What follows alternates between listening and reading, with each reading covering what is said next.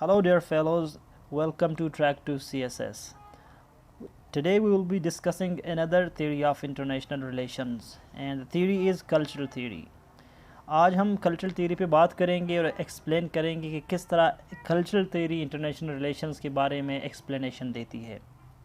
इसके जो earlier thinkers हैं वो अलेक्जेंडर वेंट हैं। उसने किताब लिखी थी कि anarchy is what states make of it, the social construction of power politics. यानी इसने भी आइडेंटिटी और वैल्यूज़ की बात की थी। वो कंस्ट्रक्टिविस्ट हैं लेकिन बेसिकली वो कल्चरल नॉर्म्स ट्रेडिशंस की बात करता है। इसके अलावा निकोलस ओनफ है। निकोलस ओनफ ने कहा था कि international relations are shaped by cultural norms, values and ideas. Conflict and cooperation are generated by these values. जिसके मॉडर्न थिंकर्स हैं वो है रिचर्ड लेबो।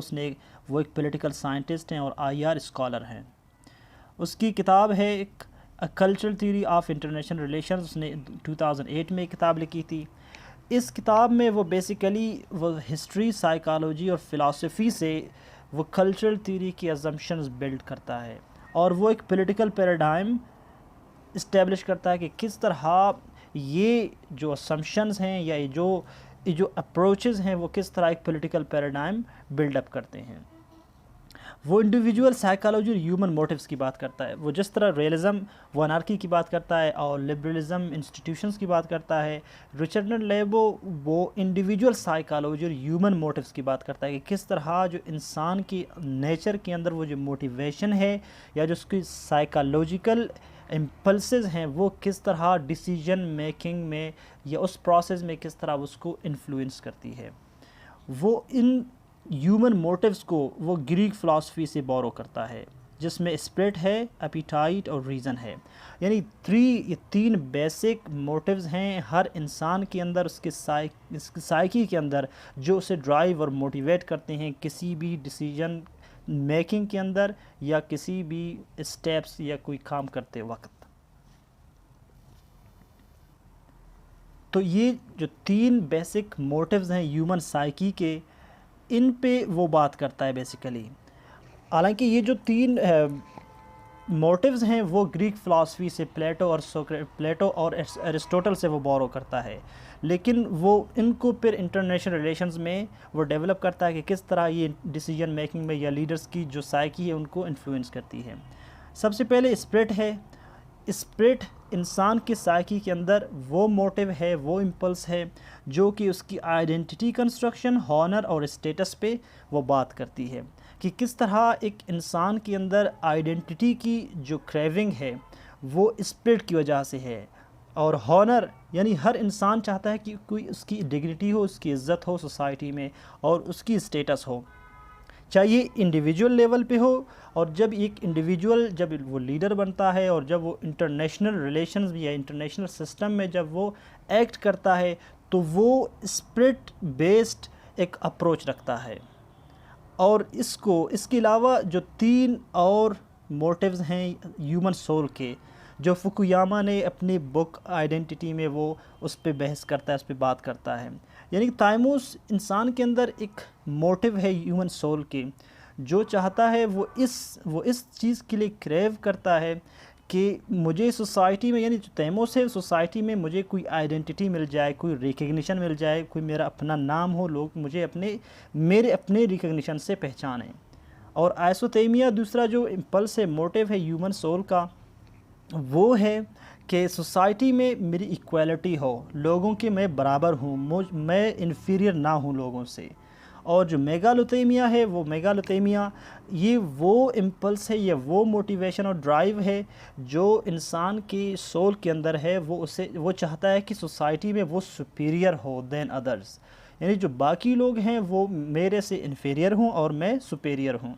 जब ये चीज़ें इंसान के अंदर जब कोई इनको चैलेंज करता है तो फिर इंसान कॉन्फ्लिक्ट की तरफ जाता है, चाहे वो एक इंडिविजुअल हो या एक कल्चरल आइडेंटिटी हो या कोई नेशन हो या कोई स्टेट हो।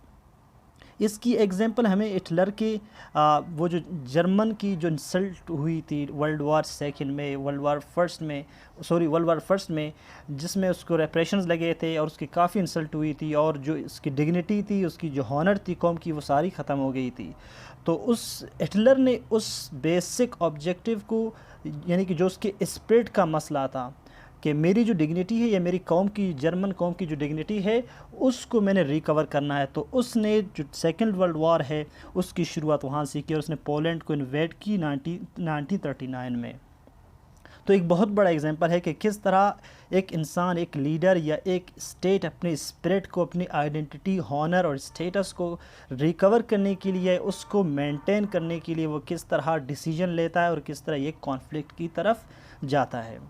और दूसरा जो मोटिव है रिचर्ड लेवो जिस पे बात करता है वो एपिटाइट है, यानी जिसे भूख कहते हैं, हिर्स कहते हैं। ये एपिटाइट इंसान की साइकी के अंदर, इंसान के नेचर के अंदर एम्बेडेड है। ये इंटरेस्ट की तरफ उसे ड्राइव करता है कि वो अपने इंटरेस्ट परस्यू करे, चाहे वो पॉलिटिकल हो या इकोनॉमिक हो या टेरिटोरियल एक्सपेंशन हो। हमने हिस्ट्री में ये चीज़ बहुत ज़्यादा देखी है कि किस तरह जो एम्पायर्स थे या एम्पायर्स थे वो अपने टेरिटोरियल एक्सपेंशन के लिए वो किस तरह सारी दुनिया के अंदर लूटमार कर रहे थे और जंगें लड़ रही थी। तो ये दूसरी जो मोटिव है वो एपिटाइट है।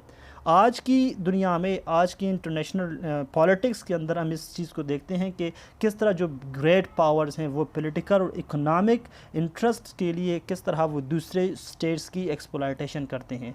तो वो एपिटाइट है जो इंसान के सोल के अंदर, इंसान के साइकी के अंदर एम्बेडेड है। और उसके जो एग्जांपल्स हैं हम इसे वर्ल्ड वार 1 में देखते हैं कि किस तरह जो जर्मनी है, जर्मनी को एक एपिटाइट उसके नेचर में थी कि वो जो है ना सुपीरियर हो बाकी स्टेट से, या जो इकोनॉमिक उसके इंटरेस्ट थे वो उनको परस्यू करने के लिए वो स्ट्रगल कर रहा था। तो दूसरी बात यह है कि जो ग्रेट डिप्रेशन आई थी, ग्रेट डिप्रेशन में स्टेट्स की इकोनॉमी काफ़ी उसको नुकसान पहुंचा था। तो इसीलिए जापान ने इन्वेजन की मंचूरिया की 1939 में। ये सिर्फ एक एग्जांपल है, बाकी स्टेट्स भी अपनी जो एपिटाइट है उसको या उसकी जो इंटरेस्ट है उनको सर्व करने के लिए वो एक दूसरे स्टेट्स पे वो लूटमार कर रहे थे या उन पे अटैक और इन्वेजन कर रहे थे। जो थर्ड मोटिव है जिस पे रिचर्ड लेवो बात करता है वो है रीज़न। ये रीज़न वो है जो स्टेट को या एक इंडिविजुअल की साइकी के अंदर वो एम्बेडेड है, वो उसे काज बेनिफिट एनालिसिस की तरफ ड्राइव करती है कि वो एक चीज़ के फ़ायदे और नुकसान को देखता है कि अगर ये काम हो जाए तो इससे क्या फ़ायदा मिलेगा और इससे नुकसान क्या मिलेगा। तो एक खास बेनिफिट एनालिसिस है।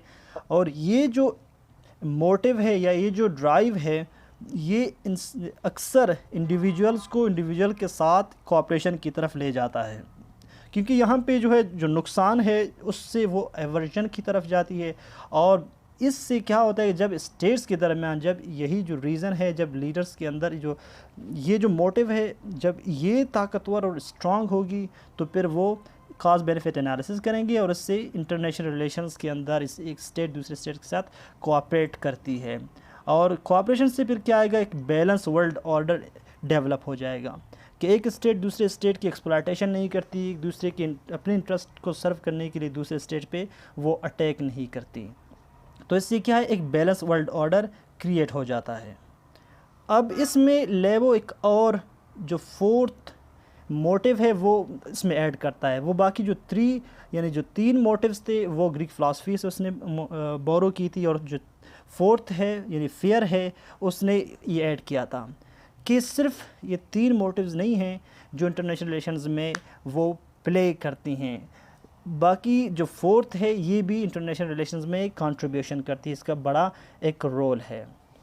तो फेयर को उसने कैसे एक्सप्लेन किया, उसने कहा, वो कहता है कि फेयर का मतलब सिक्योरिटी है, यानी कि जब एक स्टेट दूसरे स्टेट से फेयर फील करती है तो फिर वो ऑफेंसिव हो जाता है।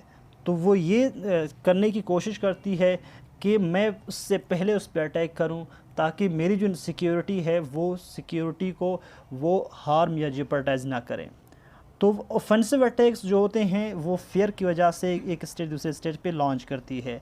और इससे क्या होता है कि जो जब ऑफेंसिव अटैक्स होते हैं, जब एक स्टेट दूसरे स्टेट से इनसिक्योर फील करती है, तो वो सिक्योरिटी डायलेमा की तरफ जाते हैं, क्योंकि एक स्टेट अपनी स्ट्रेंथ बढ़ाने के लिए, अपनी मिलिट्री कैपेबिलिटी को बढ़ाने के लिए जब वो स्ट्रगल करता है, जब वो चीज़ों को डेवलप करता है, तो दूसरा स्टेट या जो दूसरी स्टेट होती है जो उसकी राइवल होती है, वो भी अपनी जो आर्म्स का जो कैपेबिलिटी है वो उससे डेवलप करती है। इससे क्या होता है, सिक्योरिटी डायलेमा होती है दोनों के दरमियान। मज़ीद जो इनसिक्योरिटी है या जो थ्रेट है या जो फेयर है वो इंक्रीज़ हो जाती है, और इससे अलाइंसेस बनती हैं। जब फेयर होती है कि स्टेट दूसरे स्टेट से इनसिक्योर फील करती है, तो वो अपनी मिलिट्री कैपेबिलिटी को या अपनी सिक्योरिटी को इंश्योर करने के लिए बाकी जो बड़े स्टेट्स होते हैं, ग्रेट पावर्स होते हैं, उनके साथ वो एलाई हो जाता ही है, और आर्म्स रेस जनरेट होती हैं कि स्टेट्स, हर एक स्टेट दूसरे स्टेट से इनसिक्योरिटी की वजह से अपने आर्म्स बिल्ड करना शुरू कर देती है।